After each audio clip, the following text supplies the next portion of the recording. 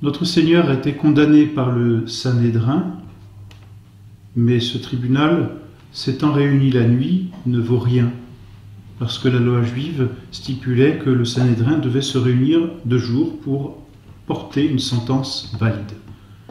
Alors que fait-on? On met notre Seigneur dans un cachot. Difficile de dire ce qui s'est passé, mais il a dû être simplement livré aux soldats ou aux gardes qui ont dû bien s'amuser de lui. L'Évangile est très discret sur ce passage. C'est à ce moment-là probablement que les hommes qui le gardaient se jouaient de lui en le battant, disent les évangélistes. Il y a une très grande pudeur parce que certainement il y a eu des choses ignobles. Et l'ayant couvert d'un voile, il l'interrogeait disant « Prophétise, qui t'a frappé ?» Et il proférait beaucoup d'injures contre lui. Ils se mirent à cracher sur lui. D'autres lui donnèrent des soufflets. Certainement, ils ont dû jouer avec notre Seigneur. Notre Seigneur s'est laissé faire aussi, acceptant toutes ces souffrances en réparation de nos péchés. Notre Seigneur est donc mis au cachot pour les dernières heures de la nuit, en attendant que le jour se lève et que l'on puisse réunir validement le Sanhédrin. Alors, quand le jour s'est levé, on réunit de fait ce Sanhédrin pour porter une sentence valide, et l'on amène Jésus. C'est ce que disent les évangélistes. Aussitôt qu'il fit jour, et quand il fit jour, dit saint Luc, et le matin venu, dit saint Matthieu. Vous voyez, les évangélistes insistent bien sur le fait qu'on va réunir le Sanhédrin, cette fois, en plein jour. La sentence est exactement la même. Il mérite la mort. Simplement, il y a un petit problème, c'est que Caïphe n'a pas le pouvoir de vie ou de mort. C'est-à-dire le grand prêtre n'a plus ce pouvoir depuis que le sceptre a quitté la maison de Juda et finalement depuis que ce sont les Romains qui ont occupé cette province. Donc les Juifs n'ont pas le pouvoir de vie et de mort, ils peuvent prononcer cette sentence, ils ne peuvent pas l'exécuter. Il faut donc déférer au procurateur romain qui s'occupe de Jérusalem, ici, c'est-à-dire Ponce Pilate. Mais entre-temps, il se passe cet épisode du reniement de Saint-Pierre. Saint-Pierre était dans la cour, c'est au petit matin, Saint-Pierre est dans la cour en train de se réchauffer auprès du feu. Et alors une servante l'aborde et lui dit « Mais toi aussi tu étais avec Jésus de Galilée ?» Et Saint-Pierre le nie.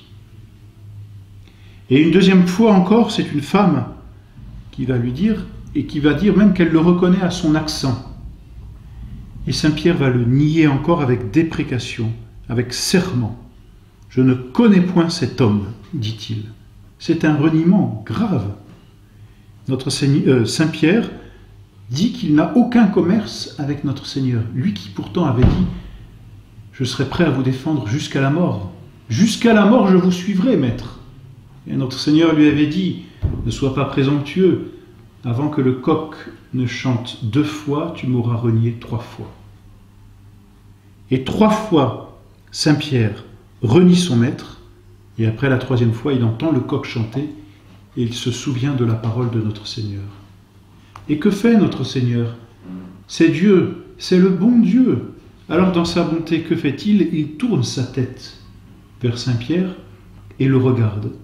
Mais de ce regard que seul Dieu est capable d'avoir, un regard qui transperce l'âme, un regard qui va jusqu'au plus profond, au plus petit recoin de l'âme. Et Saint-Pierre, sous ce regard, se souvient de la parole de notre Seigneur, mais se souvient aussi de la miséricorde de notre Seigneur.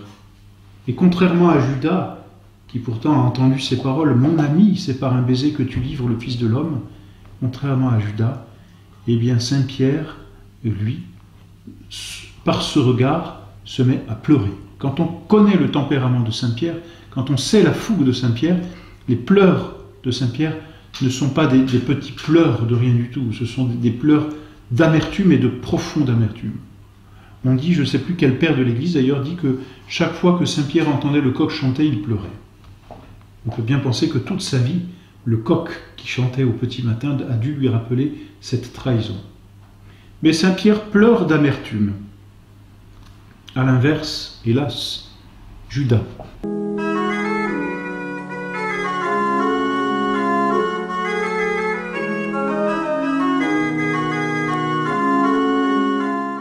Judas qui suit de loin aussi le procès, parce que c'est grâce à lui qu'on a arrêté notre Seigneur.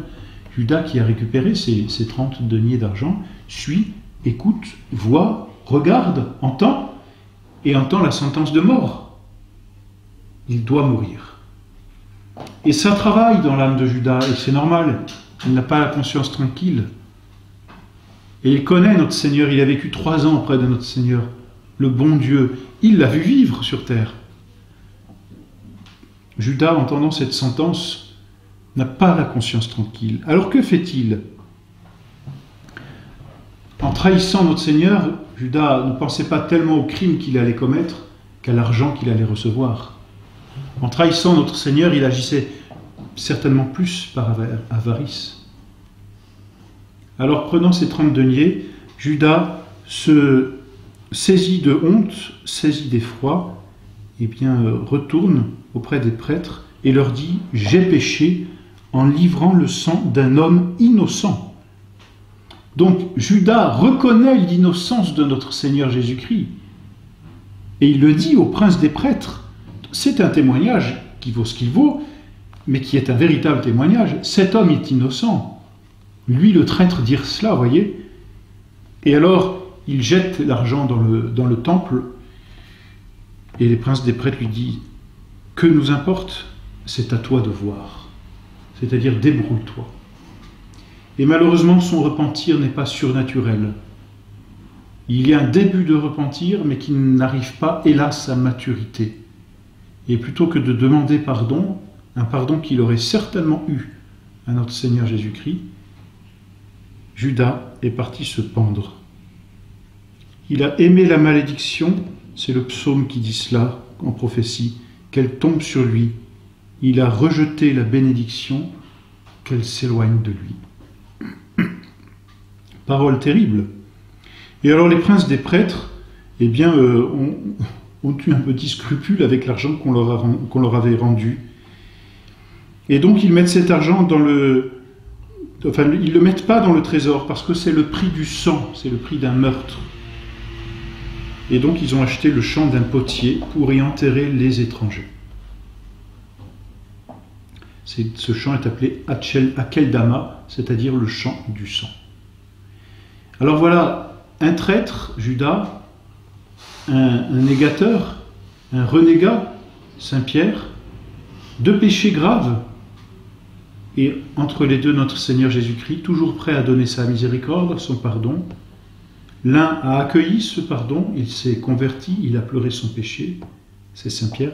L'autre, hélas, n'a pas accueilli, n'a pas recueilli ce pardon, et donc se coupant à la voie de la miséricorde, il est allé se suicider, il est allé se pendre.